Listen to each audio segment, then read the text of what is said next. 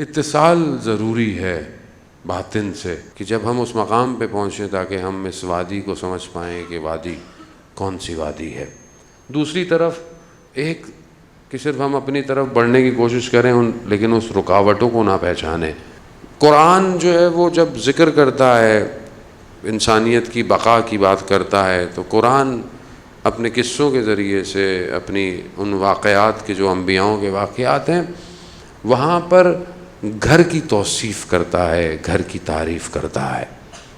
پروردگار قرآن میں ارشاد فرماتا ہے، مشہور جو ہے وہ آیت ہے فضائل اہل بیت میں کہ فی بیوت، ایسے گھر ہیں کہ جس میں اللہ نے رفعت کی اجازت دی ہے، بلندی کی اجازت دی ہے۔ کتنی بلندی؟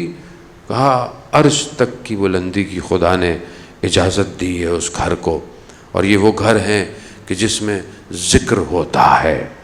خوب یہ کوئی اور گھر نہیں ہے، یہ وہی گھر ہے کہ جس کا دروازہ مسجد نبوی میں کھلتا ہے۔ اب یہ گھر جو بلندی کی طرف لے کے جاتا ہے، یہ وہ گھر جس میں ذکر ہے۔ خوب یہ ذکر اور یہ رفعت جو ہے، یہ صرف اس گھر کے لیے نہیں ہے، بلکہ اس گھر سے نکل کر اس نے پورے عالم کو روشن کرنا ہے۔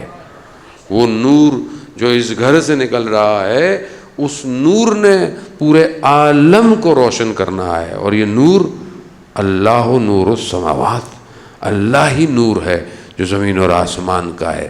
اب ہمیں اس رکاوٹوں کو بھی دیکھنا ہے کہ وہ کون سی رکاوٹیں ہیں جو اس نور سے روک رہی ہیں ہمیں، کون سی چیزیں ہیں جو یہ نور آنا چاہتا ہے لیکن نور کو آنے نہیں دے رہی۔ عزیزان محترم، تاریخ کے اور آگ کو پلٹنا اور کچھ چیزوں کی نشاندہی کر لینا مصداق کی نسبتاً آسان ہے، لیکن اس کے جڑ تک جانا اور اس کی چیز کو سمجھنا تاکہ اپنے معاشرے کے اوپر اس کو کمپیریٹیو اسٹڈی کر سکیں۔ مطلب تاریخ میں یہ ہوا، ایسے ہوا، خوب کیوں ہوا، کیا وجوہات تھیں اور پیچھے کیا ہے جو اس نور کو دبانا چاہتا ہے، کون سی مشکل ہے آخر۔ مطلب آپ تاریخ میں دیں، قرآن کے واقعات اور حدیث اور روایات دیکھیں، جب بھی کوئی اللہ کا ولی آیا ہے اس کے سامنے رکاوٹیں آئی ہیں۔ کیوں اس کے سامنے رکاوٹ؟ پوری سسٹم اس زمانے کا اللہ کے ولی کے مقابلے میں ہے۔ مثلا آپ حضرت موسیٰ علیہ السلام، حضرت موسیٰ، فرعون جو اتنی طاقت رکھتا ہے ظاہری طور پر، اپنے آپ کو ربکم الاعلیٰ کہتا ہے، آسان نہیں تھا۔ مطلب اگر آپ ابھی بھی اسٹڈی کریں، اہرام مصر جو ہیں وہ کوئی آج اس زمانے میں کرینے نہیں تھیں، کیا چیز تھی، اور جو وزن ہے ایک ایک پتھر کا اس کو ممکن نہیں ہے اٹھانا، مگر اتنی ذہنی فکری جو بلندی پر ایک قوم پہنچی ہوئی ہے، اور پھر اس کا بہرحال ایک ظاہری بادشاہ ہے، سارا سسٹم ہے۔ خوب سسٹم عقلانی طور پر کوئی فارغ سسٹم نہیں تھا۔ مطلب وہ چیزیں جو بنائی ہیں ابھی تک لوگ کشف کر رہے ہیں کہ عجوبے کیا ہیں۔ اس ارتقاء کے اوپر ظاہری طور پر پہنچے ہوئے کے اندر میں ایک شخص سے کیا مسئلہ ہے، کیا مسئلہ ہے؟ ایک شخص اگر پیدا ہو بھی جائے، پہلے تو ابھی پیدا نہیں ہوا ہے لیکن پیدا ہونے سے پہلے مشکل شروع ہو گئی کہ بھائی پیدا نہیں ہونے دینا۔ اب کیا ہے، ایک بچہ پیدا ہو جائے گا تو کیا کرے گا، کیا خطرہ ہے۔ تو یہاں صرف ظاہر نہیں ہے، یہاں باطن ہے۔ باطن، وہ باطن کہ جو دشمن ہے ولایت الہی کا، وہ ایک لمحہ اجازت نہیں دیتا کہ کوئی ولی دنیا میں آئے۔